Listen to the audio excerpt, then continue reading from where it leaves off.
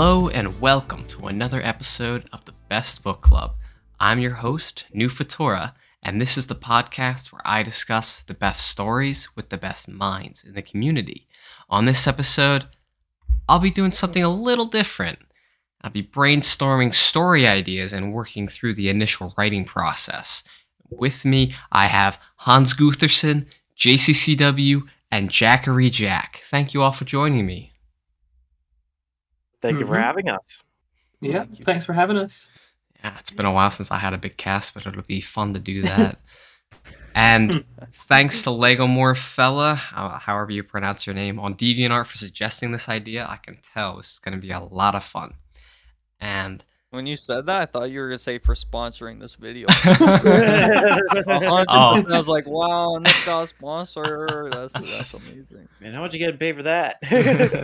Oh, don't you worry. That'll come at some point. Yeah. For sure. Well, so just like this idea, I'm going to say this in the very beginning. If there's anything you'd like to hear discussed, leave a comment or send me a message on DA or Lucky Fetish as New Fatora. And so to get this episode started, it's going to be very off the cuff, but to start us out, I'm curious if you guys have a regular way of brainstorming.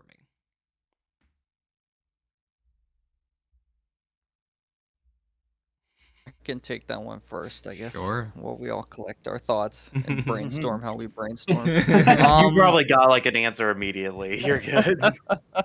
Yeah, I mean, I'm starting to write something right now. So for me, like it's kind of fresh in my mind how some of this goes, and I imagine it's probably not too different from like how all of us kind of go about it. But I mean, when I get an idea, depending how it comes about, if it's something I see and I'm inspired by, from there, I start thinking about things like the setting and how that might look and kind of the implications of what I'm going for. I don't go like deeper into like themes or anything yet, but more like the tone I'm trying to set. So it might be helpful if I give a bit more context. Basically, the story I just started coming up with is like a take on like the slasher genre, but basically it's going to be a character who's obsessed with wedgie stories. They know every wedgie story and they love them, and they feel sort of caught up very excitingly in a sort of wedgie story where people are getting wedgies and they have to figure out who is doing it. So like basically like a horror slasher, but with all the wedgie tropes I can pack in, and all their love of sort of wedgie fetish literature. So from there, it's sort of thinking the brainstorming phase is like, okay, where is this going to be set? I'm thinking kind of cliche-y in some kind of ski lodge where they're kind of away from the world, and then also everything from like how are they going to find the first wedgies, how are they going to realize what's going on. They're probably going to stumble onto somebody in a wedgie and they're going to try and warn people, and really thinking about all the horror tropes I know and love, and things like, oh, so they're going to be the harbinger who's in every movie warning people about what's to come, but no one's going to believe them. And thinking through it like that in some ways. So obviously there's like no one size fits all approach here. It's really like influenced by trying to capture those different horror tropes, but also thinking just in general, like how are they gonna see themselves, this character? Do I start it in the ski lodge, or do I start it like in a high school setting just to set things up and show like how obsessed they are with wedgie stories and how they see wedgie tropes everywhere, and they're like, oh, and this is the wedgie girl and that's the jock, and stuff like that. So hopefully that's kind of helpful in a very broad sense. Very nice. You know, it definitely is. Yeah, absolutely. It also helps me realize but it helps me realize my process, because most of the time I don't really think about how I write wedgie literature. More in the sense that I picture it in my mind and I know how the event plays out, because anybody who's read my stories know that I basically just write moments. Or I write sequences in times where characters can be themselves, and then there's wedgies involved. Yeah. And that can be in any kind of setting, and it can be about any sort of, and the characters can be going through any sort of emotion. But I never put as much thought into it. The things that I put into thought are, how do I describe the detail of the scene? How do I describe what the characters look like? Nice. And then how am I describing how the wedgie goes? And Right. generally, I picture that all in my head, and I get like a very clear view of what that's supposed to be. And then it just becomes a process of describing exactly what that picture in my head looks like. It's almost like drawing something from scratch, except I'm writing it. I love that. Sounds. I love it too, because I never think about what characters look like ever. Yeah. So it's just like, oh wait, that's something I probably should have been thinking of earlier. I don't know. Yeah, for me, I have to have an image in my head of the characters, because then I'll know whether or not I like them or not. Yeah. I have the entire Hana and Sarah cast in my head. Like, Yeah. whenever I think about that story, I always just picture each character very distinctively. It helps having art. I'll say that. Yeah. It definitely helps having art of the characters. Nice. But having that clear view in my head, it just makes everything so much easier to figure out. Love that. That's awesome. interesting. Kind of sounds like you're completing the outline of the puzzle and then filling it in as you go with the details. That makes sense. Yeah, basically. Okay. I guess I'll round out all of us three with that on that question. In terms of coming up with stuff, I think the most easiest way I can describe it is, back when I used to work retail, I'd be working and then I'd just be like, huh. And I'd have like, it wouldn't even be a full idea. It would just be like, here's like half a sentence or just like, a phrase. I just like print off like a small piece of paper from like the receipt thing, flip it over to the blank side and just scribble down the idea and put it in my pocket. And then just like basing it off of like, here's a very brief, like, hey, mechs. I don't know how the story is going to involve mechs, but I'm thinking about mechs. And then that's just sort of on my brain, just in the background. And as time goes on, if I come up with other ideas throughout the day, I'll just scribble it. And then by the time I'm actually like, okay, time to write something, I've got a few loose ideas that are like vaguely, here's like, here's all of the different loose ideas, and then trying to pull them together by actually sitting down and saying, okay, how do I make this into an actual story that people want to read? That's not just big robots. Because big robots are cool, but like you kind of need a bit more to hook people. That's fair, yeah. Not all people. Some people can't. Have you guys heard that? I'm already sold. Have you guys heard that story about when Tolkien was writing Lord of the Rings? He would write out the story on like the sides of receipts. No, like that's sort of what that reminded. That's sort of what that reminded me about. It's like just, I have an idea. Let's write it down, and like I'll have all of my notes on these small little receipts. I mean, I've known people like J.K. Rowling have done that. What I've heard about Tolkien though is that he made up the story as he was telling it to his kid. And then he filled the details afterward. I know that's definitely the case for The Hobbit. I don't know how. I don't know if in Lord of the Rings he was like, "Let's try." Yeah. And that's actually. I'm curious that Hans, you've had that serial killer idea for a little bit now. Yeah. Do you all actively brainstorm? Like you really sit down and you think on it, you flesh out the idea, or you come up with them in the first place, or is it more of a passive, letting the ideas flow sort of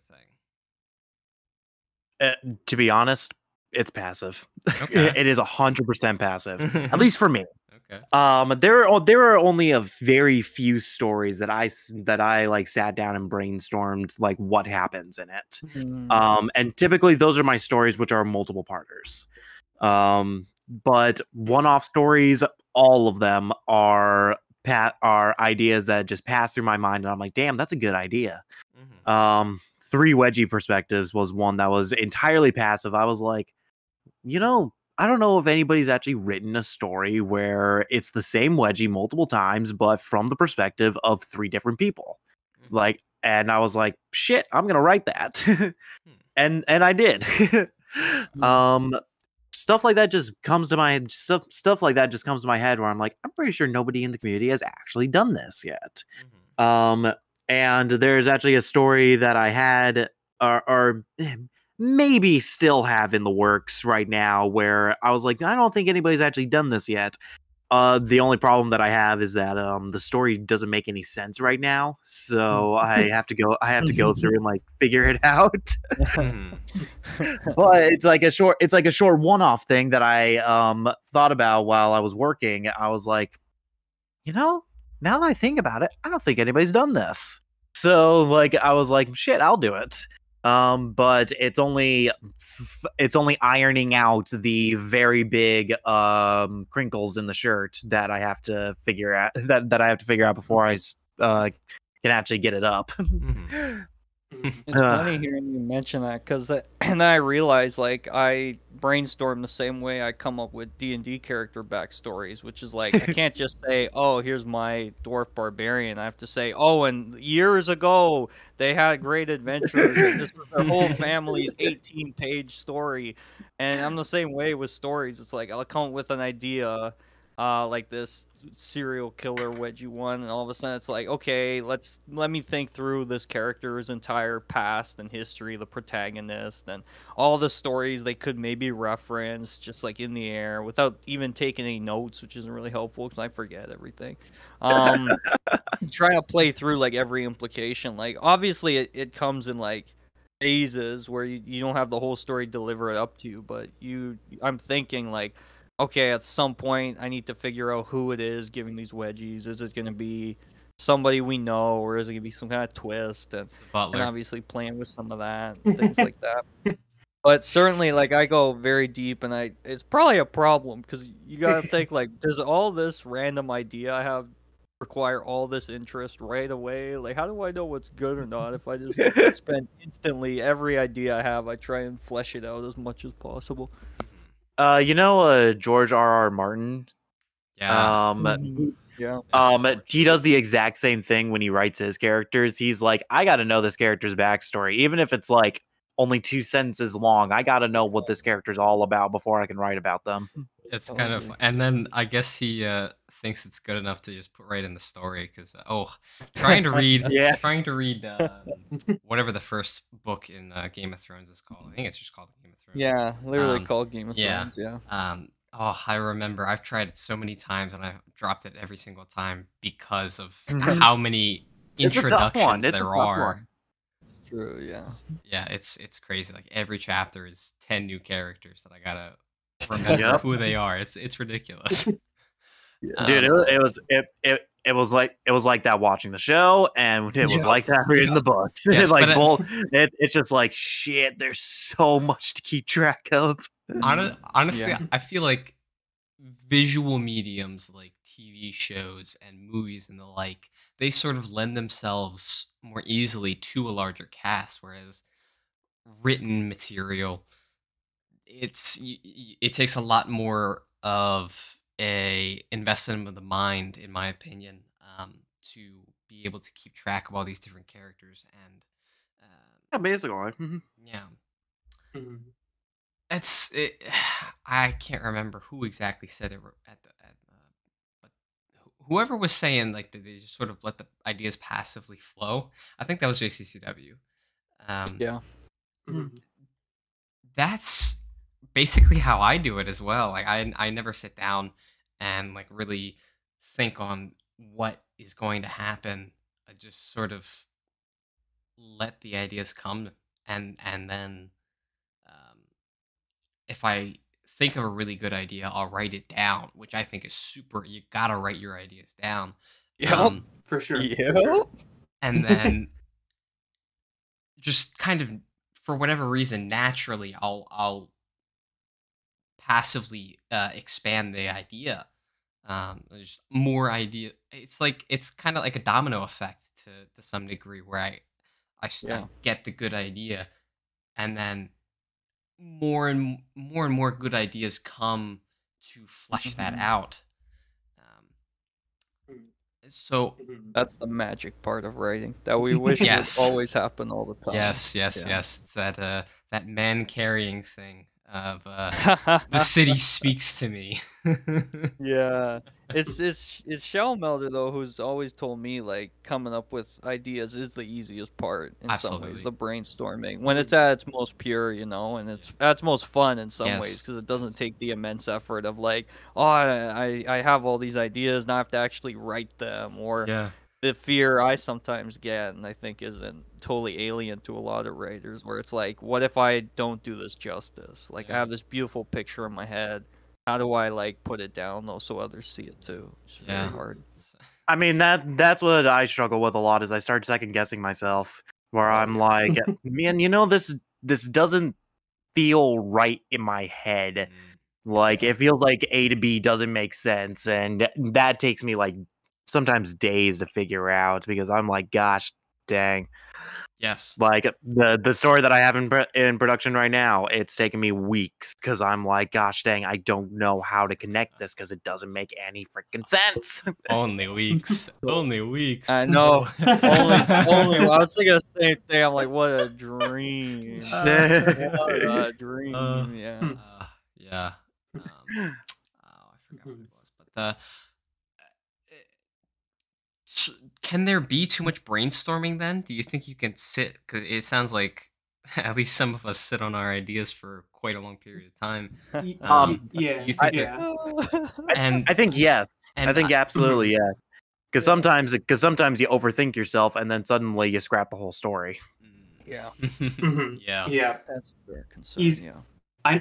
I know I can very easily get into the thing of like, if I'm brainstorming too much, I'd be like, oh, here's the extended history of this thing. And it's like, wait a minute, this doesn't matter. Or like, no one will, like, it's, there's only so much that you can like draw from it to the story before it's like, okay, the reader's not going to get anything out of this. So by that point, it's just like, here's my little darling that I'm just going to put up right here. I know it exists, but no one else does. Yeah, that's so hard for me though, Jack. It's funny, like, because this serial killer thing, I'm gonna keep coming back to. It's inspired by a story which is like very similar, called "My Heart Is a Chainsaw" by a guy named Stephen Graham Jones, and it's basically like just a horror version, no wedgies, unfortunately, in his, about like a young woman who loves horror movies, and a slasher comes to her town, and she's so ready for it, and so like I was very inspired by that. And he made a cool note in like the epilogue of like, because he would write these like little essays in the character's perspective where she writes about horror tropes and things about them. I was like, oh, that'd be so cool if like I did something like that. But he made a note of like, his editor was like, don't write 20-page essays in this character's voice. Like that just interrupts the narrative. Plus, you just want to like learn about her. You don't want it to become like a diatribe on horror. And even like, and I was, even as I just started the little bits of writing this, I was instantly starting to like monologue about the beauty of Anti-Cherry. I'm like, no, like I need to try to like do little subtle things in a way that doesn't interrupt the story, that tells you about the character and her love of these stories without like being a weird essay. So like, it's a really hard struggle. And I've always had that struggle of like, oh, but I want to put everything in the story, like literally everything. So it becomes a thing when I'm brainstorming, like, how do I do that? What do I put in? What do I not? And I'm starting to get more selective, I think, which is a kind of important skill that I'm still learning. So don't hate me too much. That's interesting. You sort of developed a filter in a way of what's a good what is a good idea and what won't work. So yeah, and to the question you asked, yeah, certainly, and it was already answered really well. It's like, not only can you sort of overthink yourself and realize you have way too much that you can't put in or is going to interrupt the story, like I was saying, but it can certainly just get to a point where you're like, man, I have so many ideas. You can overwhelm yourself too, and you're just like, how do I write this? Like, I have to write 800-page treatise on the history of this world or something. It's like, how do you start even that sort of like process? And it can be very overwhelming. There's a lot that can really get in the way when you brainstorm too much. I think maybe a good rule of thumb, but we'll see what you all think, and maybe you can help me steer this into something that makes sense for people. But you may brainstorm enough that you get the passion and you get like the great excitement over the story, which I think is really key and what really sort of keeps us going.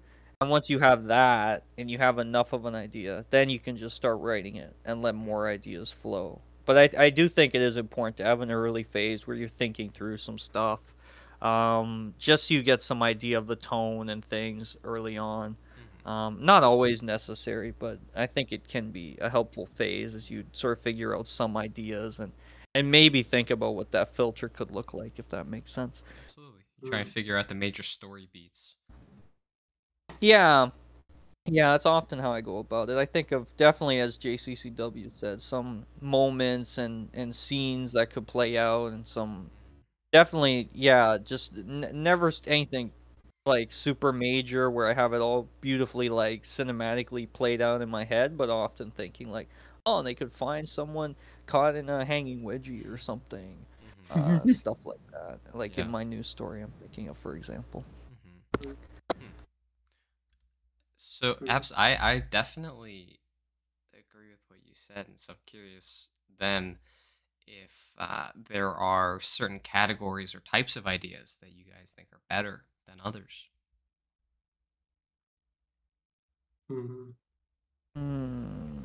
I mean, there are definitely stories that I have shied away from wanting to do.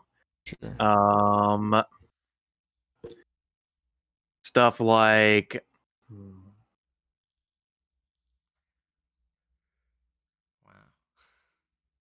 there's a or maybe not, maybe I should rephrase that. Maybe not stories that I've wanted to do, but I've chosen to shy away from it. More there are stories that there are some stories that have came to my mind, and I'm like, man, I really, as the more that I think about it, the more that I really don't want to do this.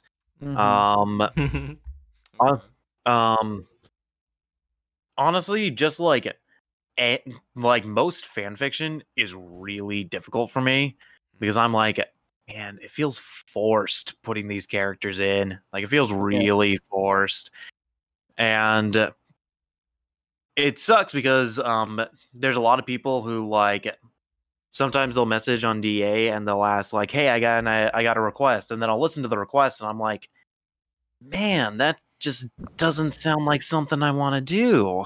Like, no offense, it's just I don't feel like I could do that type of story. Like, it doesn't feel in my writing style, and it doesn't feel like a sufficient brand, like my style of Wedgie. And man, it just doesn't make me excited about it. And an idea has really got to get me excited to write about it.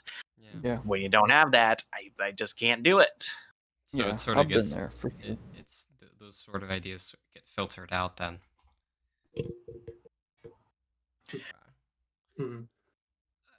Did you say what type of ideas get filtered out, or? Yeah, I'm curious for all of you if there's if you picked up on certain groupings of ideas that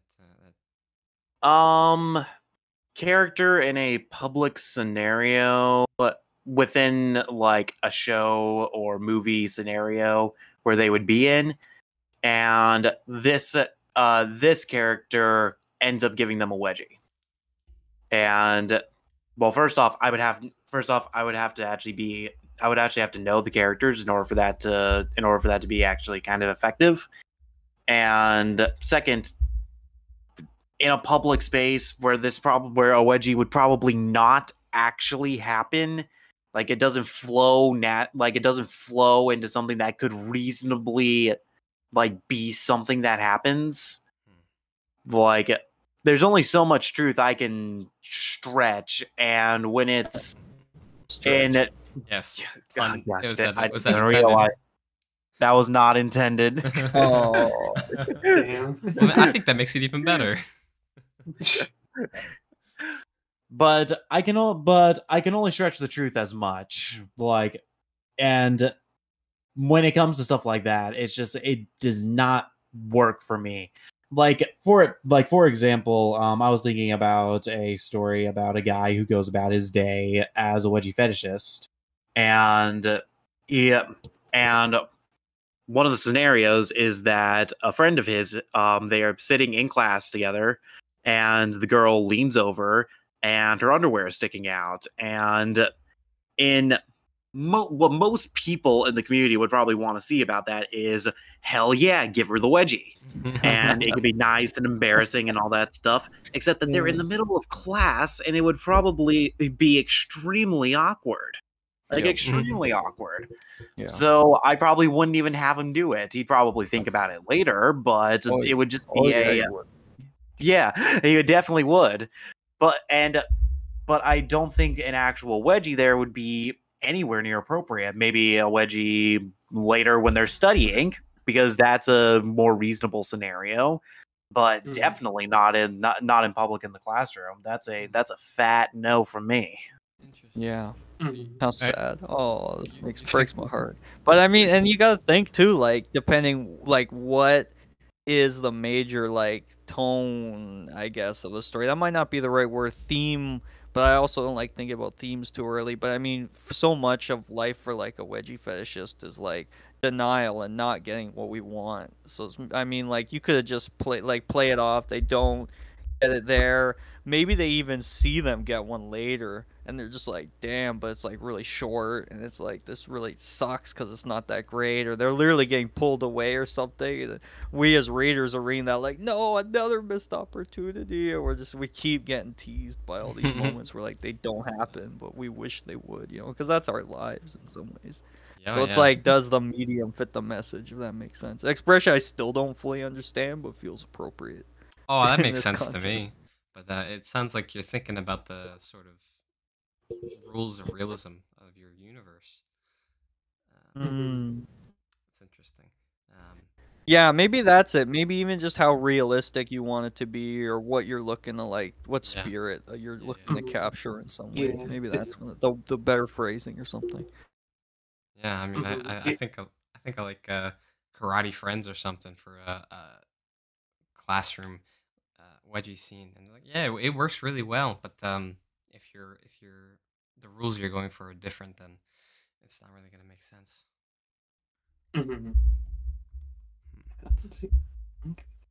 So it's like, yeah, stories where it's like, in JCCW's case, it sounds like it's like, it's a kind of, okay, here's an idea, but it doesn't fit what he as a writer wants to write. Like that kind of scenario.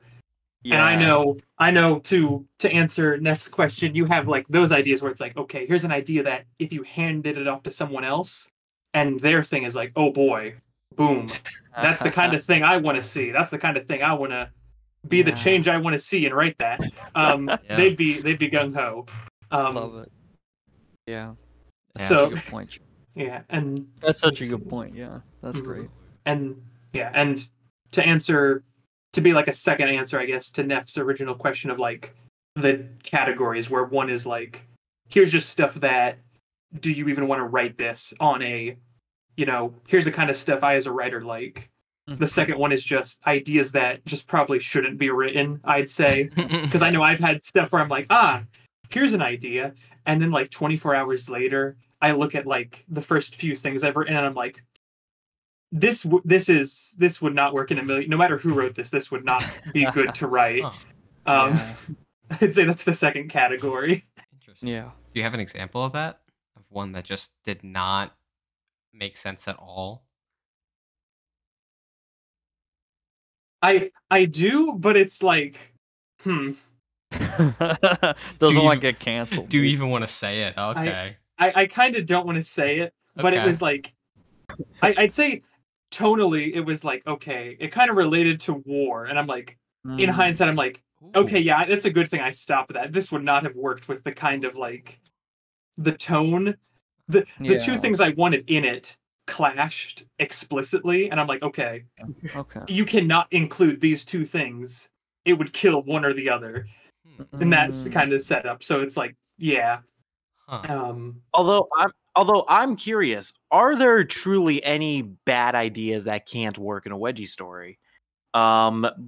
I think the only bad idea to include in a wedgie story is to have no wedgies. Well, I either think that's a great idea. that and underage But, characters. But Yes, truly of is there, because my Valentine's Day wedgie story that I made a couple years ago, Mhm. it involved childbirth in a wedgie. Yeah. Like, that's cool. and AP shouted Forget me about out that. on his podcast Yeah. for that specific story. It was the first Yeah. story he ever talked about of mine, and well, it did make me blush a lot that he talked about me at all. But legitimately, like, who would have thought that childbirth would ever be in a wedgie story, and to the point that it worked? Yeah. So like, is there a truly bad idea? Like, could you have war? Yeah, I Yeah. think if anyone is to do that, I think Hans is the one to do it. But just comes I down mean, to I've had some war, right? I had like the robots taking over the world, and there's a pretty like intense war scene in a story where gunfire is going off, and this robot who can't be stopped is charging down the street, pretty much, and it's pretty clear there's already a lot of PTSD in these characters fighting against robots who love wedgies, kind of thing, trying to give them to all the humans and also kill all the humans. Yeah, I mean, other than the obvious ones we already listed, like underage content or stuff like that, I think for me it's tough because, like we said, that filter is so weak and thin for me. It's like, oh, I'll just try war now, and I'll try like all this other stuff. It's like, yeah, but like at what point do you have to figure out what's maybe a better idea to write or a stronger one, or how do you like really flesh it out? Because some of those stories like haven't gone super long or super in depth yet. Although I have a lot of cool ideas for them. I think generally though, you're free to experiment a lot and brainstorm as much as you can. And if you do get that spark of like inspiration and really excited to write something, I'm always going to be someone who encourages that, because I think some of our best stories are the ones that are just scene after scene of inspiration that we're excited to write, and when we stop writing it and we get pulled away, all we're thinking about is living in that world of those characters and getting back to those scenes. And that's kind of rare feeling, but I imagine we've all felt it here. I hope we have. I assume we have. How annoying it is when someone's like, do something, and you're just sitting there and you're literally seeing the scenes play out in your head. You're just like, I hate everything that's pulling me away from this right now. I just want to be in that world. Yeah. So yeah, certainly I think anything that captures that, obviously within some very obvious boundaries, I don't think are a surprise to anyone. I think we do have a lot of creativity, which is one of the interesting things about wedgie fish fiction specifically. As long as they're wearing underwear, it's like it can happen in the world, and it doesn't really matter where they are or when they are. Wedgies can still kind of occur, which gives us a lot of freedom. absolutely. I mean, hell, even some people don't even need underwear. You could just do shorts because You they could do already shorts, ripped you don't even need underwear. because they ripped Right. the underwear off. You're right. You're absolutely right. Yeah, it gives us even more freedom. There are no Yep. limits, pretty much. Yeah. Oh, very nice, very nice. And really, I think what we're getting at here is one of the most aggravating aspects of actually writing the story after brainstorming is having a fantastic idea but not knowing how to get your character's story to that point. That is something that I struggle with all the time. That's the detail in between that is so annoying to write sometimes. Yeah. Oh yeah. It was that the first feels- like real struggle I had, right? And probably the case for all of us. Like, oh, I have this great scene, but it's like, how do I get to it? It's so far away. Yeah. I hate this. That's me when writing D&D stories. Is that I know what these guys are going to do, Yeah. but how are they getting there? I don't know. Yeah, Love the that, beauty of that kind of thing then is that you're not the only one writing it, and so you don't have to fill in all the details. They can fill it in for I mean, you. fair enough. True. Interesting. That's Interesting. That's what do you call it? I think what do you call it? JCCW. You mentioned earlier you were very like, what do you call it? Like moments, or like, oh, here's a sequence in time Yep. of like that kind of Basically. thing. I think if you're writing a story, or especially one that's like multi-part, then you have to be like, okay, how does this all work? But if you're writing a one-off story, or in the case of like running a tabletop thing, like a lot of times that's just like, oh, here's this spur of the moment thing. What happens next? And you need a little bit of like, oh, they want to go here. Well, I guess there could be a blimp they could charter. What do they do after that? I don't know. Do they even get the blimp? We'll find out next time. Like, that's that's great. Yeah, that's great. That's such a good point. Yeah, because we hadn't really like demarcated like how certainly the process is going to be different if it's a short story, or if like, because I guess that's the other thing when we're writing online, we're often doing it in parts. We put out a part, so we maybe don't have the whole thing figured out. We just have like one scene, and then it's like we can come back to it later. Maybe we get an idea later, or maybe some comment we get, sparks some idea, and that's part of the brainstorming and what comes next kind of thing. So that's such a cool point, because especially when you're in like a D&D setting, you might have a great idea as the DM, and you have a really cool thing, and then the players go totally in a different direction, and they won't stop talking to your hot NPC you made at the last minute or something. That's all I do. It's like, but what about this quest? I don't care about no quest. You see, this is why I don't create hot NPCs. That's why I'm never gonna play in a JCCW game. Damn. Oh no! You showed your hand too early. Damn it! The only NPCs that I make have half dragon arms and are blind. I'll play that game. Very nice.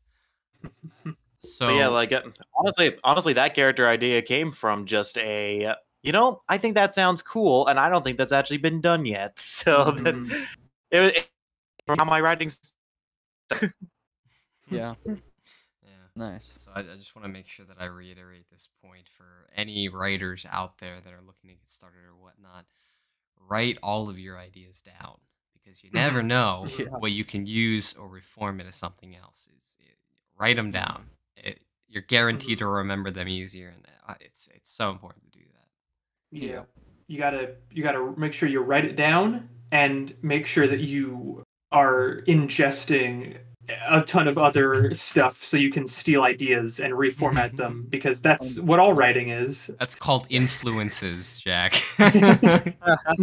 Sorry. You need to allow yourself to be influenced by several pieces of media, and then bring them into a nice soup and make it your own soup. So it's legally distinct soup. Yes, that's called your style. I love it. That's so well said, though. Love that, Jack. Yes, absolutely. So then I'm curious, I guess, as a question is, what do your initial writing processes look like?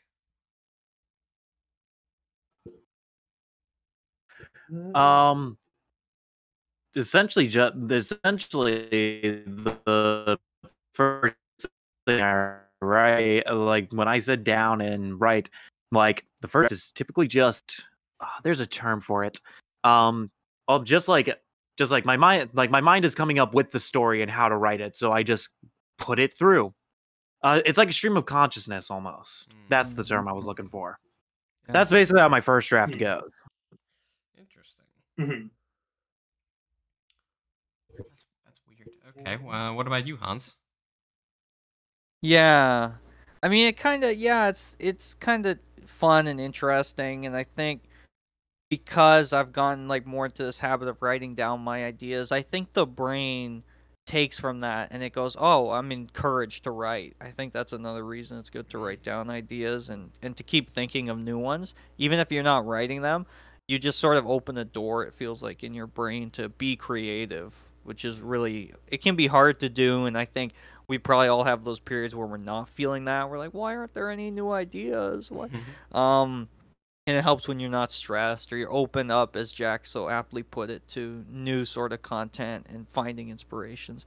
So for me, when I'm first starting to write something, a lot of times it's trying to find the character's voice. Like I'll often start right at the beginning, and maybe have some kind of line that I hope hooks people, and then from there I'll usually jump around a lot and try to capture some scenes I have in my head.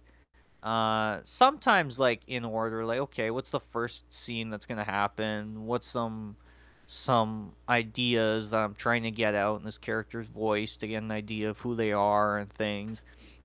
But then a lot of times I'm maybe moving from scene to scene or just coming up with a lot of different notes of like, oh, they could say this, and maybe this comes up later, the same idea or quote or something like that. So it can be a bit of a mess, certainly, but it can be very fun and creative first part of the process where you're getting to just put down a lot of stuff before I start second guessing myself, and hopefully not second guessing myself at all is the dream. And trying to get down some of those initial thoughts in a more coherent way than like when you're just brainstorming and you have, like Jack said, you're just like mechs, like trying to flesh out what that looks like, or how giant are they? Do you control? Because I've had some cool mech stories too, Jack. Did I tell you? Like, and I'm trying to figure out if like you're in the mech and you have a wedgie the whole time, and somehow that's how you control the mech, getting a wedgie, and or if the mechs somehow give wedgies and how that works, like giant mech underwear. I don't know how that works. Like Pacific Rim style, I guess. If the mech gets a wedgie, you get a wedgie, and you feel it or something. I don't know, but I'm interested in mech stories. So if you ever write one, let me know. I'll I see. You. I'll. Interesting. I'll have to touch base with you then. Yeah, I love it. But yeah. Okay. Yeah, I think to if Hans is done with his thing, I can round us out. I feel like on if I'm on my best day, ideally I'm doing the thing of like, okay, here's my rough story idea, and I try to do the classic thing that got drilled into my head of like, make sure you have your big reward at the end and your big wall in the middle, and what's the start and what's the end, and those are like the main things I try to do. If I'm doing like a one-off story, I might just be like, let's see where each idea takes me, and I kind of like my most recent one of tampering with the time stream for fun and profit. That was very much just a kind of here's an idea, and it just sort of unfurled from there.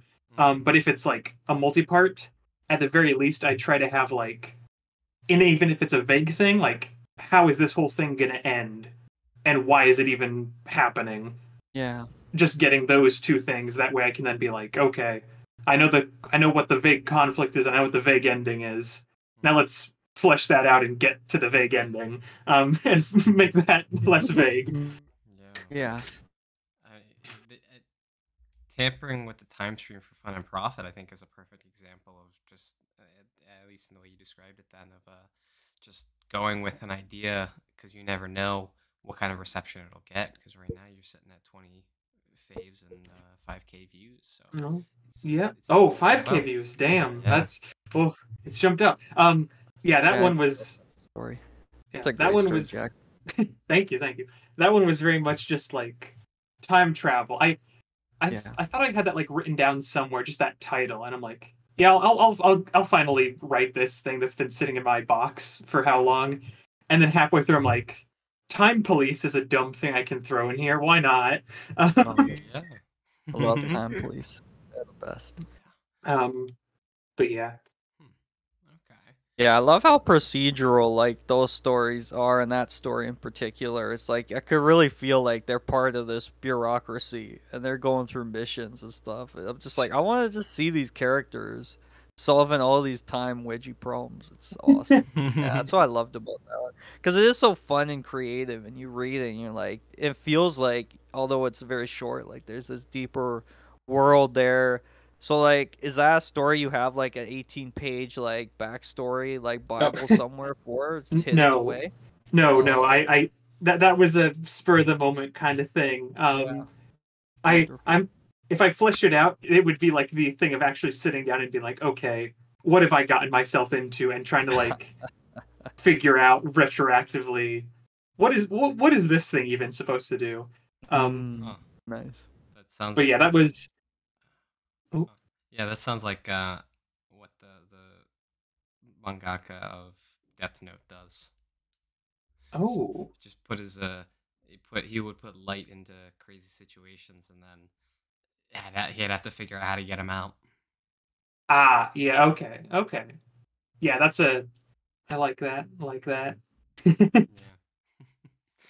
It's Well. also like that one episode of Breaking Bad where they get stuck, where Hank corners Walt and Jesse in the van, and for the longest time the writers were completely stuck on how to get those guys out, Yeah. and it took like so much brainstorming for the writers to finally come up with the solution they did, and when they did, it was genius, but it Yeah. took just so damn long. Yeah, Mhm. but sometimes that is the case, and I think that can be what holds us up a lot of the time is that wondering, am I going to come up with a better idea for this than what I currently have? Is that it can be pretty paralyzing at times. Yep. Mhm. Absolutely. Yeah, definitely. What do you call it? Like the two ways of, well, like so far we've been talking about it, like you have your very quick, this is a one off, and you're kind of loosey goosey with it, let it just flow how it does, and then oh, we got to plan it out. In that instance, like there, like it's not just a one note fits all thing. You can sort of like interchange them. Like in that instance of if you're doing like an action thing, or like, oh shoot, here's a very tense thing, drop our protagonist in this situation. The writer didn't plan on how he'd get out. Now he needs to figure that out somehow. Like that lends itself to, you know, it doesn't feel like, oh man, he just sort of dropped in the situation and he just flawlessly solved it. It was like, oh, the protagonist had to work it out because the writer was working it out the same, like in a similar way of, Yeah. fuck, how do I do this? Absolutely. Okay. Yeah, it's I like that quite a bit. Yeah. Uh, I mean, it sounds like I'm similar to how you guys do it. I just don't do any brainstorming whatsoever, really, for any ideas. I'll just the idea will come to me, and then I'll just I'll decide to write it out, and then whatever comes to me in the while I'm writing, then I'll work it in somehow if I think it works, and that's how I've been doing writing for a long time. I don't know if it works really, but it's I kind of just gravitate towards it for some reason. Mm-hmm. Yeah. Nice, nice. Call it. Yeah. Yeah. So something that I was hearing is that in brainstorming it can be very good to come up with and then write out ideas you haven't seen before. Mm. Yeah. I mean, that's probably not like the most revolutionary idea because we all want to write something a bit different. And obviously, as Jack said, we're gonna be inspired by something. Like we've probably seen some examples of time police, especially like in Loki recently and stuff, or even interestingly in some like other examples of Jack's stories, we have like bureaucracies kind of solving problems, or even Ariel, a paranormal detective who Jack knows I love. She's going around sort of solving cases in a kind of more procedural way and stuff. So it's maybe iterating on things you've done in different ways, or it's certainly taking from different inspirations, but always trying to do things that are different. Certainly for me, yeah, it's no secret. I am often looking for those gaps, and I think we all are, as JCCW very well pointed out with pregnancy a story. Like I never would have thought of that. Makes me jealous that he thought of such a wild idea, and he knows I still to this day think that's like insane. Like that's wild. To literally have like a birth happening while a wedgie's happening is like it's like insane. Um, and certainly a lot of the ideas we've all come up with, Jack, you know, like I love the bureaucracy stories you've done. It makes me think like, oh, I wish I had like a cool time police that would do missions, and like, because it feels like there's such a broad world behind that. Like no matter how short your story is, it's like you could pop me in any adventure of these characters and I'd be in it, which I love about Jack's stories. But certainly, like even with this slasher one, we've seen horror wedgie stories. I'm gonna hope to like poke fun at some of those tropes, like the haunted houses that we've seen, or the wedgie ghosts we've seen, and have the character kind of think about some of that. But then it's like, how do I make a character who's like so in love with the stories that we all write and read, and is mentioning them a lot, in a way that's kind of satiric and self-aware, but like kind of different from other characters we've seen, who isn't just like another fetishist, who's like so reverent to the community in some ways. So it's trying to definitely find fresh angles and takes to things. I mean, it's crazy to think that like there's many detailed lists with like every conceivable wedgie on them. So it becomes hard of like, do I think of a new kind of wedgie? Like, is that a gap do I fill? Or do I look at a different setting? Or do I look at it like, and the list goes on of trying to find those ways to do things differently. Plus, and I don't know what you think about this, all of you, but the idea that maybe like just having a gimmick or something different isn't the strongest way, or maybe if you rely too much on that, like your story might not hit. It still has to be like a cool characters, because that's what people love most in these stories we write. Which fascinates me to this day. It's not the wedgies. It's not how hard they are, how sexy. It's literally like they have to be good characters, which is really wild. So I don't know. It's hard, but I think trying to make the characters real and different, I think, is really key. But a good challenge for sure. I would say stuff like certain niches that you have in your story only really work if they serve the interests of certain characters, like ones involved in the conflict. Like, it'd be like the fact that I have spirits at all in my canonical universe is a little bit absurd, but since it serves the purpose of furthering the conflict between Calissa and Ellie and the rest, that it actually drives the plot. And so, and as long as I presented it, you know, in a sort of in a consistent yet still kind of cool way, then people will just accept it as, yeah, this is part of the story. This makes sense. Right. And it doesn't have to always be a driving focus. It can just be, oh yeah, that's that story with the spirit, and also this. Makes me think of the video game Donkey did on Banjo-Kazooie, and he's describing Banjo's view of the world as, yeah, this is real life, fighting fucking onions with eyes and shit. Yeah, that's kind of, I like that a lot. I guess I never thought of it that way, but it makes sense that whatever you put in your story, or you decide to go with, it's not just the person who's writing it that is, I guess, exercising, participating in an exercise of just go with it. It's also the audience. I guess it kind of feeds into the suspension of disbelief a little. Yeah. It's like the what do you call it? It's almost in a way, it's like the Chekhov's gun kind of thing of like, okay, we've shown you a thing, this exists.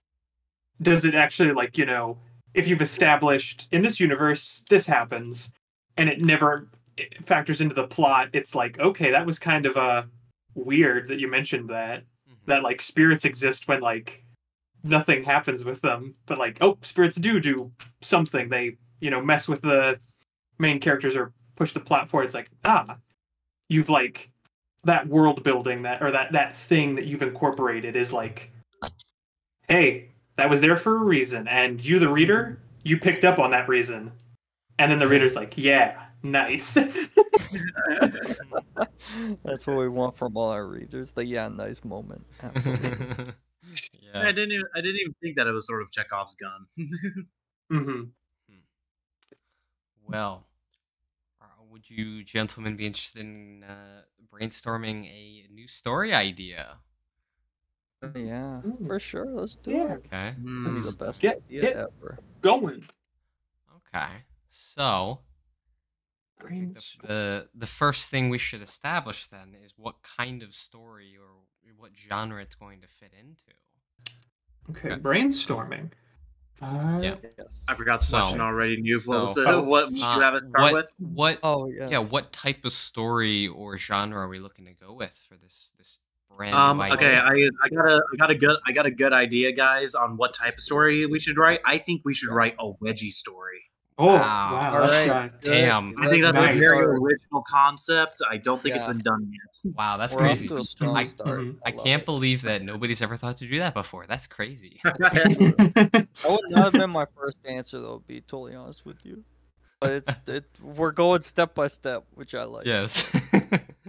Damn, this is the cookbook. It has the most obvious preheat the oven. No duh. Yes. Yeah. Okay. Hey, preheat the oven. Yeah. Okay. But legitimately, like, I think the first one should we write a one shot or should we do a multiple parter? Oh, that's a good question too. Mhm. See, I don't think about any of this stuff. I'm like superheroes? Question mark? Yes. I never You think guys, of that you guys either. go step by step. I love it. This is good. I That's guess an important point, though. Yeah. yeah, I guess if we focus on if we forget the genre, like in Han's case is like, okay, if we'd like do a superhero thing, the next step would then be like, okay, it's superhero. Is this like, this is just a one-off, like you watch an episode and the hero fought the bad guy and the day was saved, and like you could sort of wrap that up in a nice bow? Or is this like the content of it being like, oh shoot, we could make like a running thing of this superhero like doing X, Y, and Z as they try to figure out relationship thing, or like Yeah. something to that effect. Yeah. A villain Like of the that week. influencing how, it could be like, oh, it's a villain of the week thing, and in that case it almost is like a Yeah. combo of one-offs consecutively, because that literally is what the very loose continuity kind of superhero stories are usually like that. Yeah. That's true. Yeah. Good point. The Adventures of the Amazing Wedgie Girl, issue 438. I would read every issue of that. Yeah. Oh yeah. Sum me up. Be doing the comic book goodbye.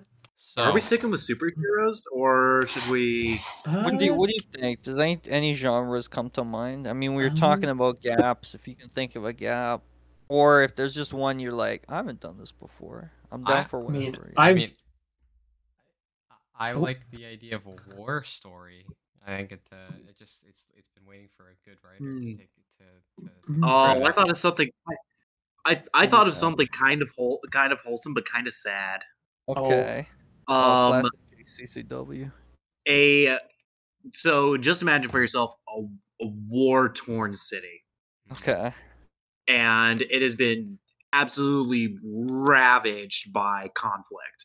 Yeah. And you're not even involved. The character that we are following, the main character, male, is not even involved in the war itself. He's just caught in the crossfire, and it has become so war-torn. The city is always on fire. And basically, at this point, this guy is scrounging for food. Okay. But eventually, we come into him like after having him collect food and like struggling to like avoid stuff like gunfire or maybe booby traps.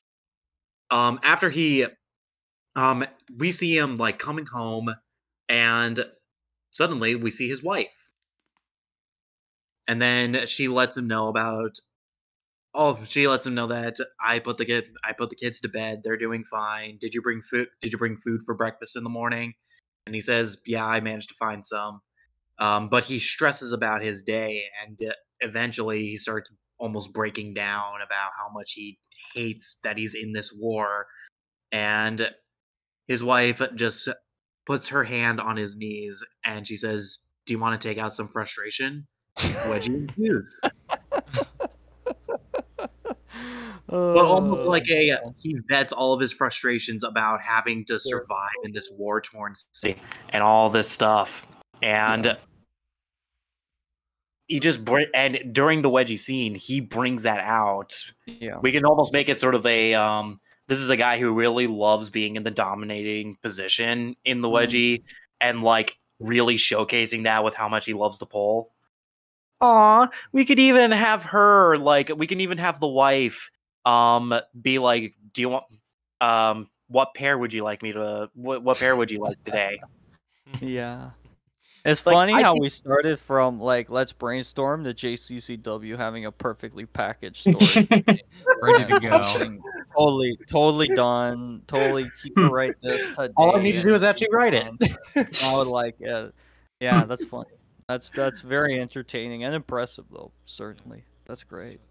Looking at the Yeah, that intrigues me, because I mean, even just jumping off of that for a moment, it doesn't sound like it's a Hans Gutherson kind of story, but I do like it a lot. Yeah, it's definitely more JCCW because Yeah, just I certainly see it. Yeah, because I would probably write that entire story just based off of that, and I would not have any other type of world building, anything. I would not even get into the two sides fighting. It could be it could be fucking Timbuktu versus who knows where. Yeah. Like If you it even could call it that, who knows where? Yeah, it doesn't even matter. It doesn't even matter the sides. All that matters is the relationship between the husband and wife in these terrible times. Yeah. I like it. I love the idea a lot. I think that's intriguing. Yeah, it does remind me of a JCCW story. Like I think of A Walk with Wedgies, and I think of that like undertone of like sadness and like loneliness and stuff. And using wedgies as a vehicle to work through it. It's very JCCW in some ways. Yeah, Right, you're done. The story's done. JCCW can come back later when that's written and tell us about it. But that was very interesting to see. All right, I've created the title and time to start writing it on my Google Docs. There you go. Perfect. So see it next year. Yeah. Hans, you said this wasn't it didn't sound like a Hans story to you. What would make it so? No, I don't think so. What would make Ooh, it we could a almost like Hans all story? come up with an individual story of war and wedgies. Yeah. Like I have my version of it. Time for you guys. Time for you guys to figure it out. Yeah, there's some elements I really love in JCCW's story. I like this idea of the guy wanting to be a dom. I like this idea of like I would probably explore some of that. In my mind, he was probably a high-powered CEO or something before the war, and now he's totally lost all that power, and he really is struggling in things, and he is a fetishist who's trying to go through life without obviously any of like the content or access to it because there's probably no internet, no nothing. Obviously trying to take care of his family. I wouldn't think to give him kids. JCCW clearly the family man writer. I really am. All that stuff's great. Yeah, I don't know. Like I'd probably have it be a woman lead. I might even have them in the war, some kind of rebel insurgent. And there's probably a bunch of hot soldier women all fighting, and a bunch of wedgies ensue somewhere in there. But definitely would try and capture some of like the heart and the heartbreak of like what war looks like. And yeah, I don't know how you'd even like go about a story like that because it could become so broad. Like I like JCCW saying you don't even know the sides. That's an approach I could see a lot of writers taking. And just saying like that's obviously not the point. The point is how the characters are enduring it. I mean, because I'm such an optimist, I'd probably want to show different levels of it, like who's the general on the one side, and are they trying to come to a peaceful conflict after so much time, and how do wedgies all factor in? Like, I want to know all that kind of stuff. It's the D&D player in me who's like, I must know it. Must discover the deep lore.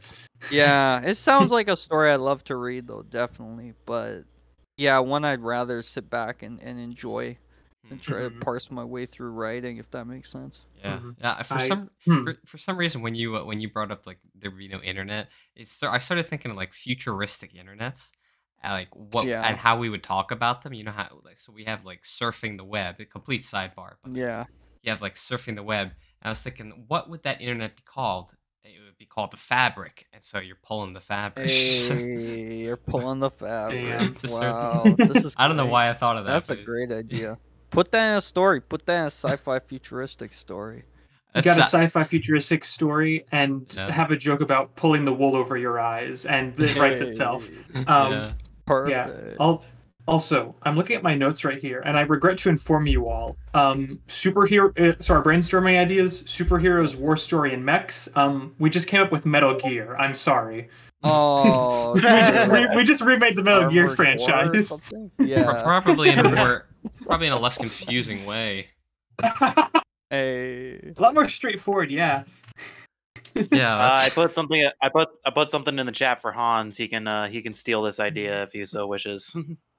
Let's see. For his, he said he was talking about the generals. Well, I gave them his name. Yeah.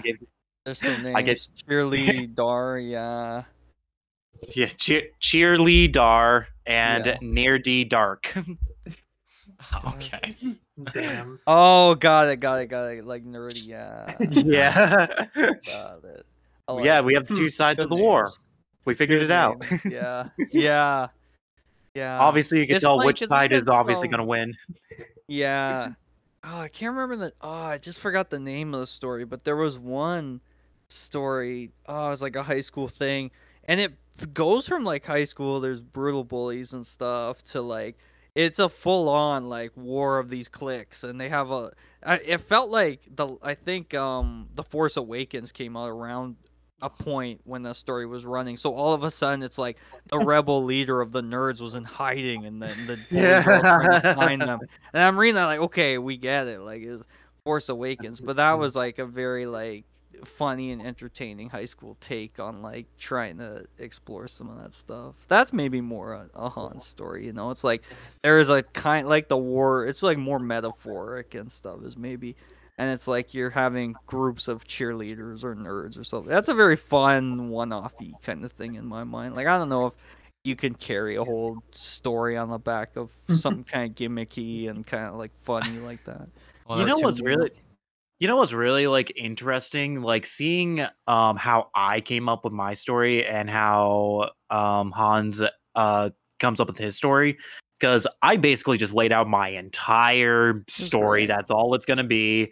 and Hans is just immediately like thought of, okay, I need a backstory. I need like there's I think like he's like, I see a lot of potential here in a lot of this stuff, and I want to like bring it out. Yeah, I love it. Like, I want to know how they like. Did they meet before your man and woman? Like, did they meet before the war? Did they meet after? How long has this war been going? All these implications I want to know. Like, or did the kids grow up in the war? Like, does that mess them up? Like, do they want to join the war? It's like it's endless. I can't stop it. But that's some of the fun. I love it though. Some of the fun is leaving those details up to readers' imaginations, letting them fill in the gaps. And it's kind of funny of what you said, Hans, because I think of you said it to me, I believe, when we discussed Lucy and Daniela, that you were basically just writing that story to get to the major wedgie war at the end. So the story is just supporting itself so that you can get to that major war.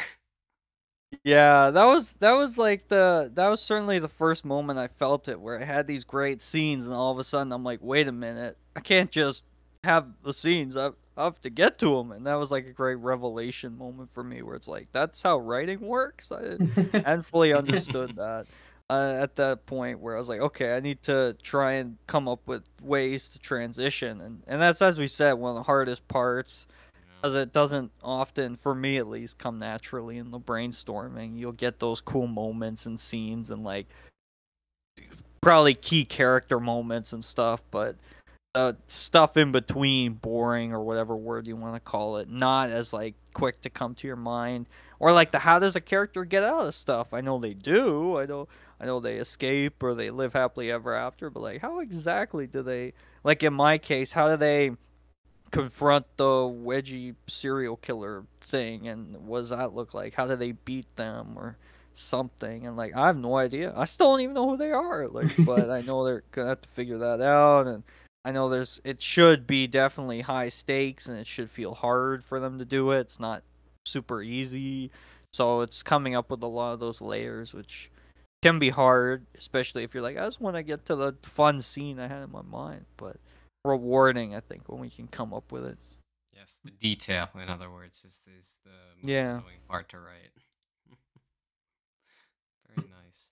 So, I guess if we go full steam ahead with this war story, what kind of setting are we looking at here then?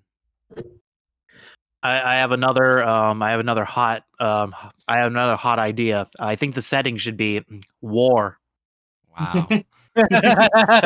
Okay, but legitimately, like my idea is a city on fire, or at least a city that is like it's currently in the middle of like a battle, and naturally because things explode, there's like shops on fire and stuff. If any of you have watched, I think it's in 1917. It was about the two British soldiers having to deliver a message, and it's like I've heard of it. filmed to be as if it's all one take. It is. Yeah. There's a scene, the exact scene that I'm picturing in my mind is when the soldier finds a city that is entirely on fire that has been taken over by the Germans. And he has to just maneuver around and avoid being shot by the German soldiers. And I just love that image of a city on fire, and all he can really do is just keep walking. Yeah. I love that visual. So I kind of want to I want to use that sort of. That sounded a little bit Joker-esque. I love that. Loving a city on fire. I love the city on fire. Well, it's war. It's appropriate. Oh, that was great. It made it sound like you were reveling in it or something. I want to know how that city stays on fire. That's what I want to know. It's just permanent. But I guess it's possible, right? There's like a 1917 was also full of just great visuals. So I saw it on a massive screen, so it was like wow. It is a great movie. Yeah, if anyone hasn't seen it, it's a really good movie. And it was filmed in one take. Sam Mendes, right? No, it wasn't, but it looks like it was. No yeah, way. there are a lot of cuts in the movie that are like obviously it's like, okay, so this is where they stop the one take. But I'm thinking of basically I'm thinking of just each take must have been like 40 minutes. Oh, yeah. like huge. Yeah, huge. Like it's insane. I don't know how they pull it off. Like if you think about TV shows you watch and stuff, you're like, how quick those cuts are. Must have been made up of nothing but Broadway actors, because they're the only people used to doing stuff in one take. True. Yeah, they're used to it. JCCW would know. It's our theater aficionado. Yeah. It's too bad we can't play with some stuff like that in our stories. Like, I mean, we have so much freedom, though, and a lot of stuff we can play with. But it's like, how do we try and show something like in one take? Or how? I mean, there's so much other stuff we can do, though, that I guess doesn't work in like a. You never pause. You never pause for exposition. You just have descriptions and dialogue.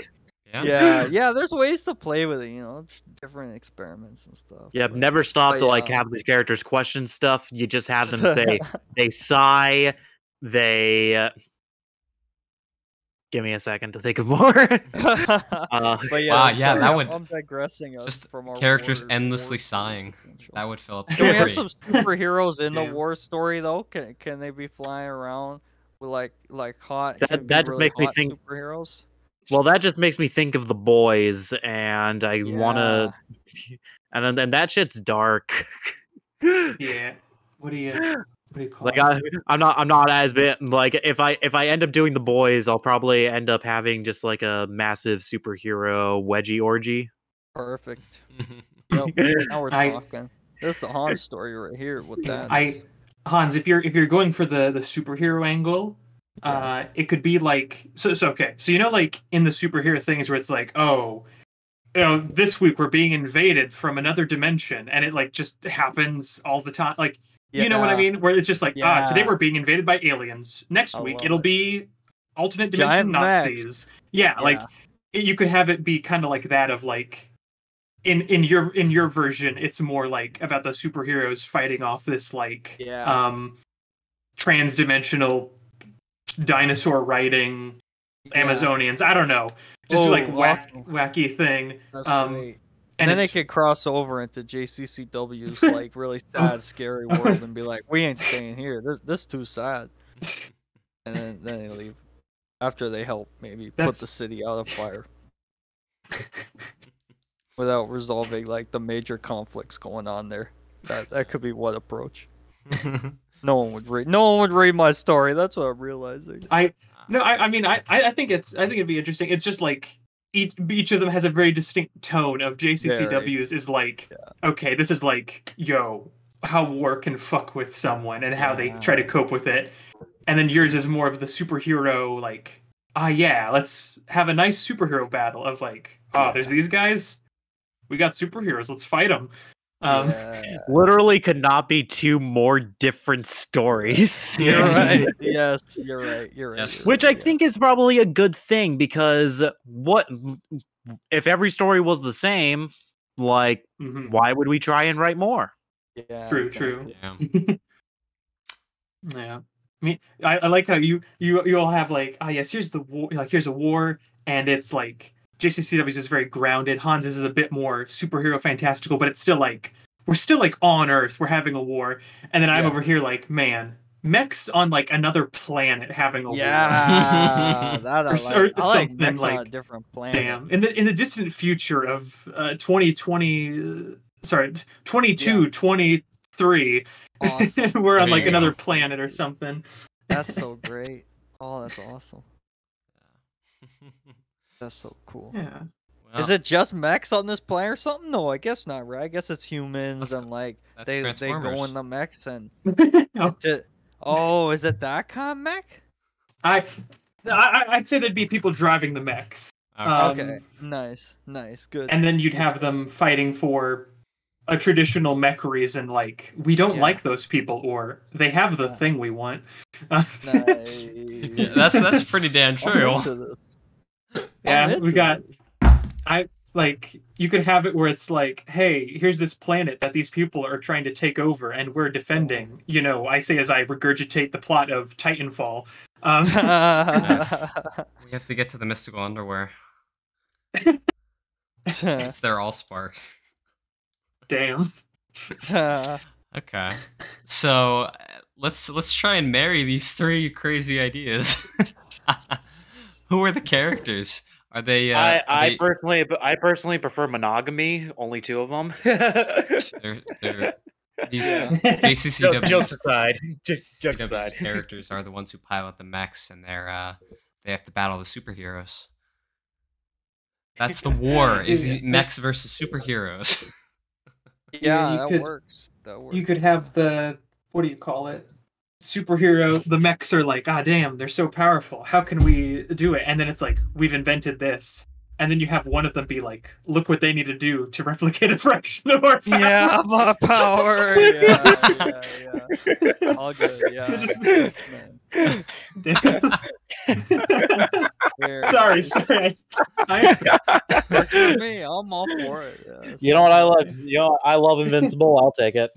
Yeah, that's great. Well, it's not just Invincible. The power is such a common thing. But yeah, got I mean, honestly, some of the best stories are like humanity having to like fight with what little power they have against a being that is just so much stronger than they are. Right. Xenoblade Chronicles is a big example of that. True. Where you just have these giant freaking all mechanical bodies that are immune to harm except for one weapon. And that shit's terrifying, because like you see these humans fighting as hard as they can, and it's just they can't break through. My 40-hour gameplay can attest you cannot beat those evil Yeah, 30, I've- 30 hours, Xenoblade runs at least 100. It's true. It's true. I never got that far. I've Yeah, no, totally. further than Yeah, I mean, own I the kind of game. like the kind of wild idea that if we were to blend these, we could set it in 22, 23, right, Jack? Was that the year you threw out? 22, We could have- 23. Yeah, we could have the superhero mech stuff, and then we have JCCW's incredibly human and very beautiful take on, like, this is what it looks like for the everyday human, like, trapped. And we have the city on fire, and, like, forget about all the superhero mech stuff, which does exist, maybe, unless JCCW says no and we're ruining his idea. But we don't have to see it, and, like, the character doesn't even have to know or care about it, like, in that story. Mhm. You know In what? his version of it. If we blend all of these, you know what we came up with? Neon Genesis Evangelion. Yeah, That's exactly what sounds it right. That sounds right. We really did, didn't we? Oh, we did it. We But did it it's again. great though, just exploring humanity in the face of overwhelming beings.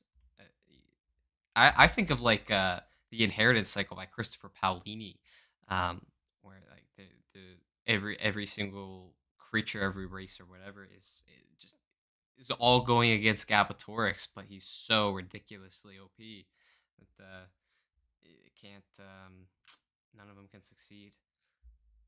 And that's a big thing of why I love the ending so much of that series. And so many people hate it for some reason, but I love that ending.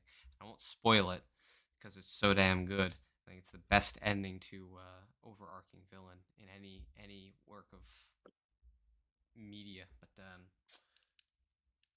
I guess it brings into the question then. Do stories need to be super different from each other? Do we need to focus on that, or can we just write what we like, and if it ends up being similar, oh well?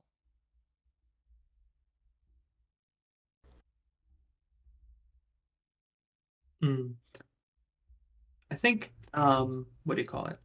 I think the easiest answer for that would just be if so like okay, so in this instance we have like we're all writers here. Each of us, as we've just demonstrated, have a super different thing of like what's your like go-to setting of like, yeah, I want to write a serious, there's two characters, everything else is like the situation they're in and how they're feeling, or like, oh, we want some more like, action-y kind of thing. I think just if we're all just writing the kind of thing that we're like, hey, this is my jam, I like this, by nature of everyone being just different inherently and how everyone likes different stuff to different degrees, we'd cover the stories need to be different. That's just a byproduct of people being different. Yeah, it's true. Yeah. So, if we're gonna continue to humor this Neon Genesis Evangelion-esque idea, Nice. who should be the major characters that we focus on then? Yeah, I don't know what you all think about like the idea that whether like obviously these don't need to come to anything, but the idea that like they maybe could all exist in a shared world potentially set way in the future. City is on fire perpetually and no one questions it, which I actually kind of like a lot. And maybe there are superheroes and mechs on this other planet fighting for something. But there are humans trapped in the middle of this who really just want some power again and struggle to get it. So in that case, if we were to have this shared world and universe we just magically created, which is really fun, and I'm really having a blast here with you all, I should say that too.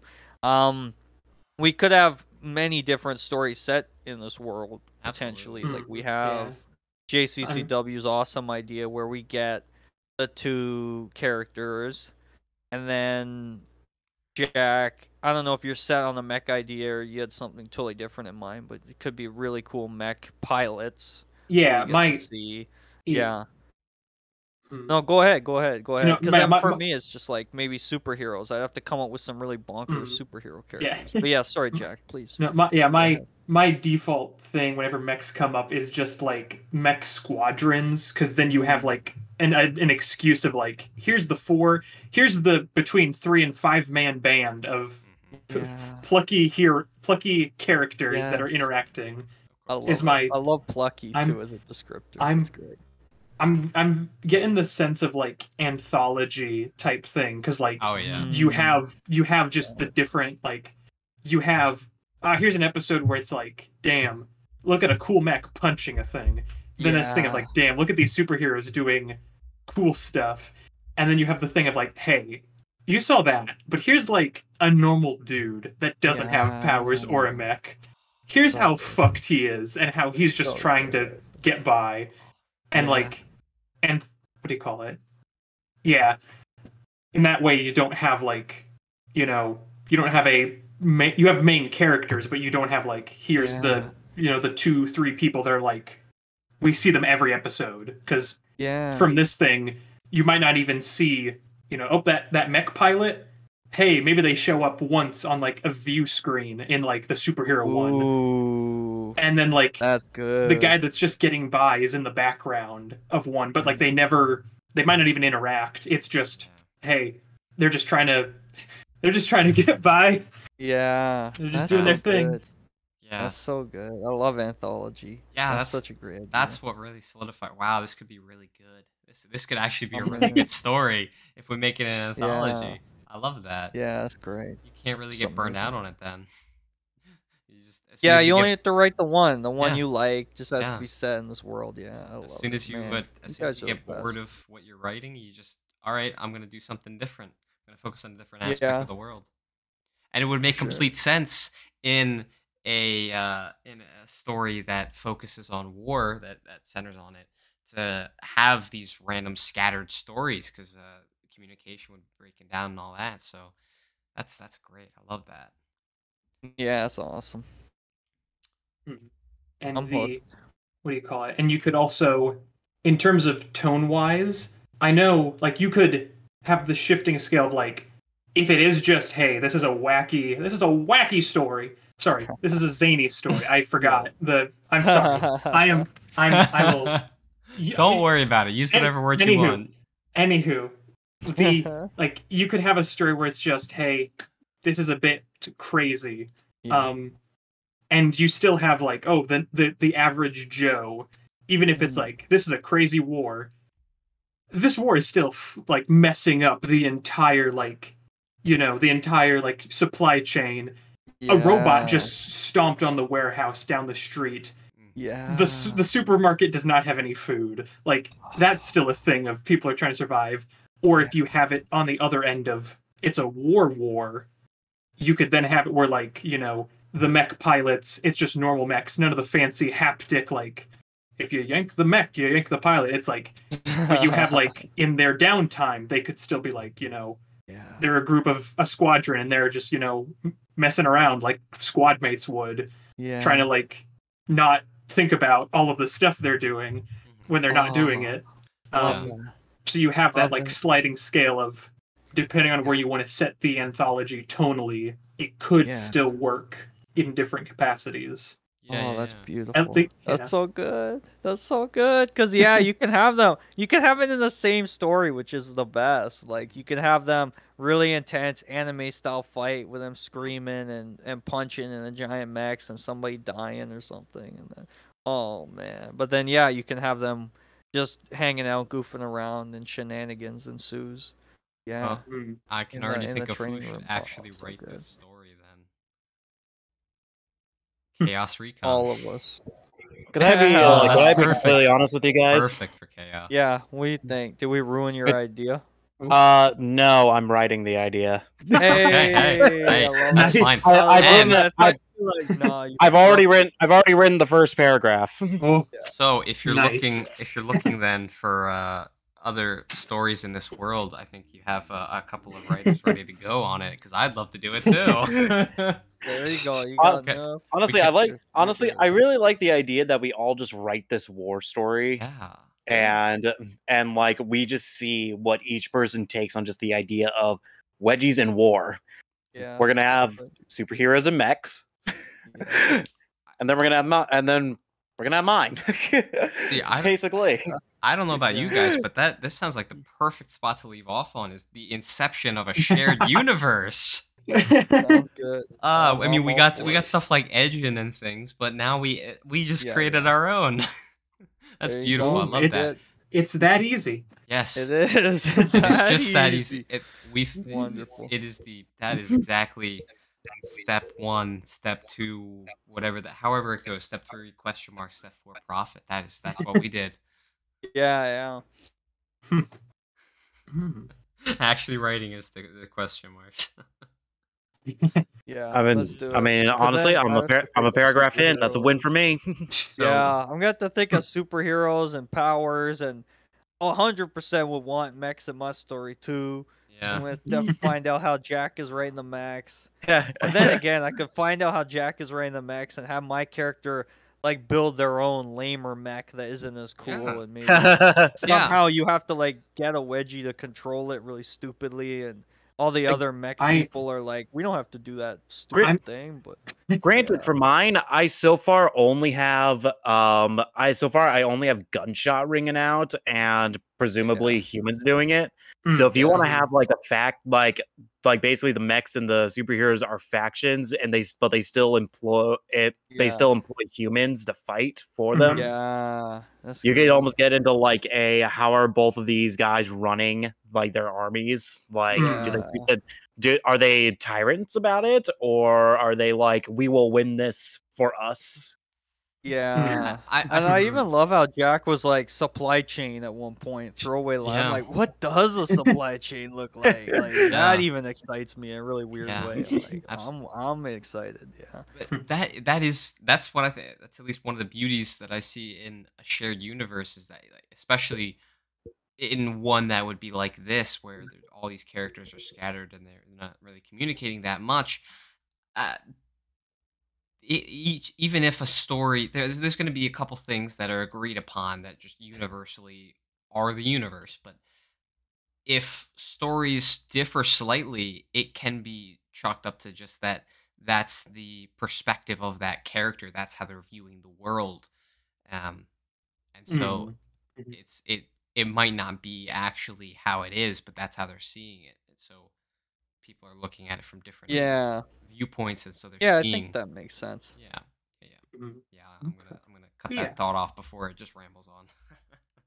No, that's okay. Yeah. Okay. Yeah, because I mean, I guess that's the thing with like shared universes and anthologies. It's like how deep do we get in setting like, here's what stories maybe could look like in this world, or here's elements that you maybe want to include if you're writing in this, like, and stuff like Edgin, which is a good example in our community. It's like there's no rule book for what you have to do. There's some well-known locations, and obviously mentioning characters and the way characters are often portrayed makes sense. So people are like, yeah, this is actually the character.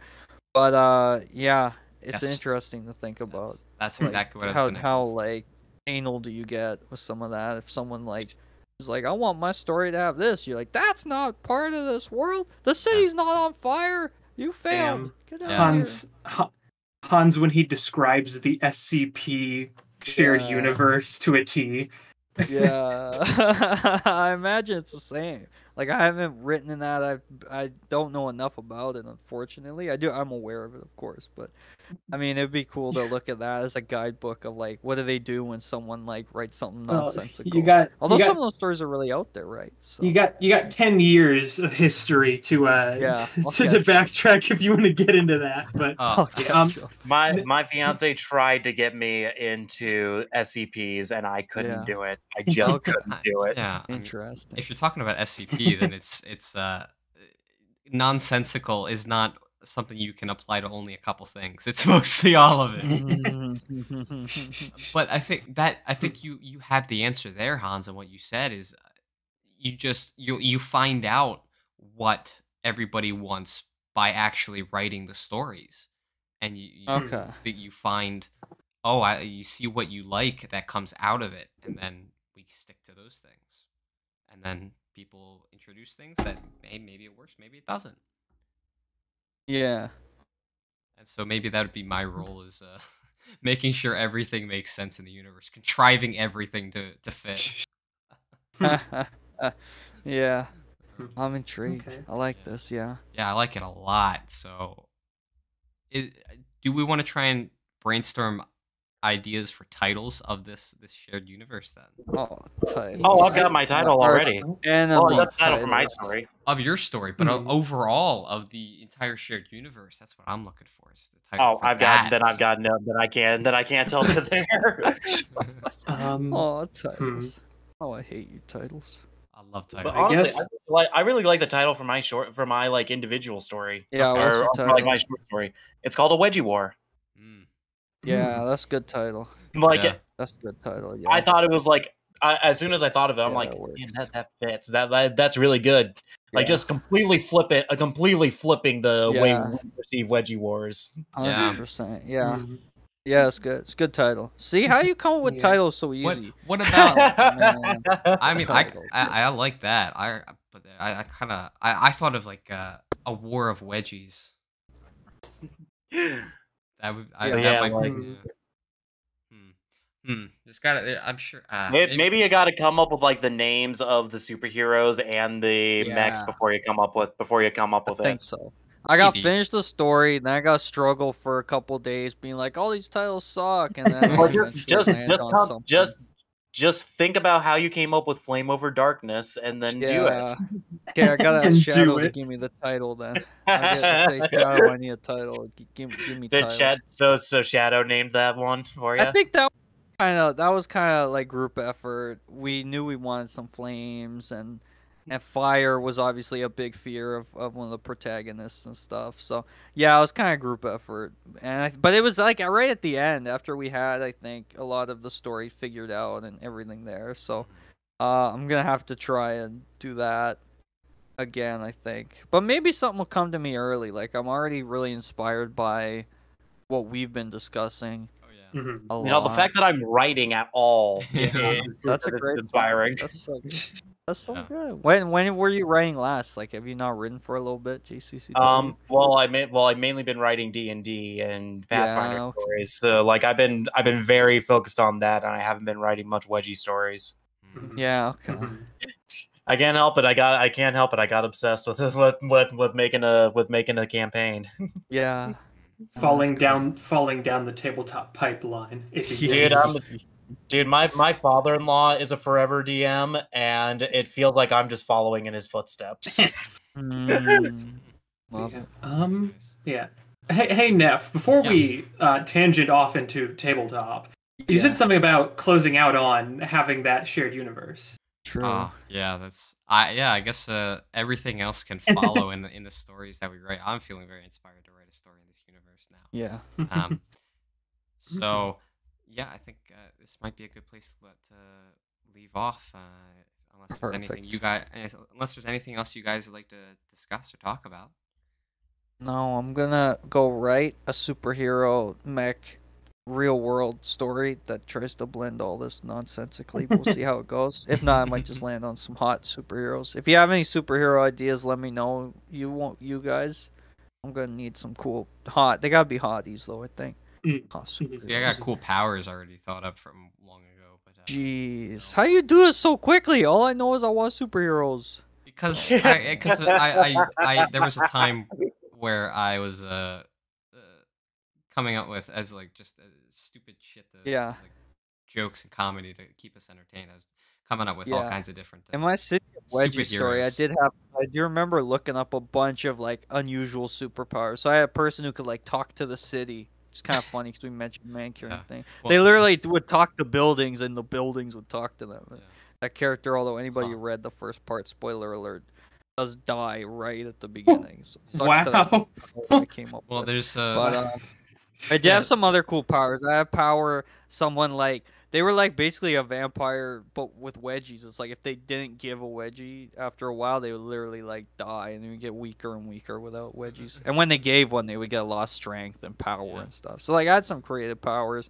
I don't know if I want that or if I want something more traditional. So yeah, I'm Well, looking for any ideas. So one of the heroes, I guess, no, one of the villains actually that came up with a while back is Oh, this yeah, guy. I need Never came up with a villains. name for him, but you know that Spot when you like lift it, when you're wearing like a trench coat and you got or really just a coat or a jacket, you lift up your arm and you got like that spot in between your arm and your side, that like opening of the jacket. Okay.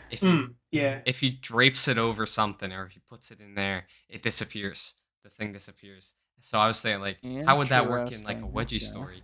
If they, it would, if the person gave themselves a wedgie and then covered the thing with their underwear. That would be a Or fun if like hero. they're giving wedgies, there's no evidence because they can hide the ripped underwear there or something. It's like, they gave me a wedgie, prove it. You got no proof. Yeah. All right. Yeah, I need to So- think of villains too. Oh, this could be insane. But I'm excited. This was so much fun. Yeah, absolutely. Mm-hmm. Is there anything the three of you would like to promote?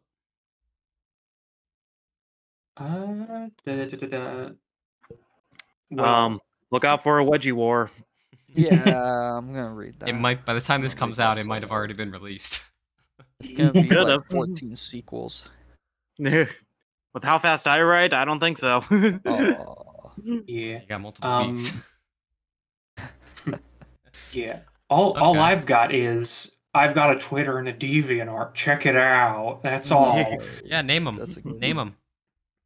I'll tell you, and you could put them in the description. That'll work Hey. better. Because spelling is hard. Okay. Yeah. Nice. All right, sounds good. What about you, Hans? I mean, obviously, That's check why I out his good three promote stories. Jack and JCCW. They're my favorite. You know, they're great friends of mine. I'm so glad we got a chance to hang out and chat here and talk D&D and stories. It's the best. Absolutely. Check out. I guess since Hans won't do it, check out his three stories. By the point this comes out, you should have all three out. So check out those. Yeah, those three, tomorrow the both third for- one comes out. Yeah. Yeah. Well, I guess it'll have been multiple. Maybe weeks even back. the serial killer slasher one too. Yeah. Oh, very. And I nice, was like, I very wonder nice. if I could put that in the thing and be like, here's 4 of them, but I don't think I can write it in a week. I don't think even I'm that crazy. Very We'll nice. see though. Yeah. And keep an eye out. But yeah, no. Keep an got eye a out lot for to all of read. our war stories. That'll be. Yes.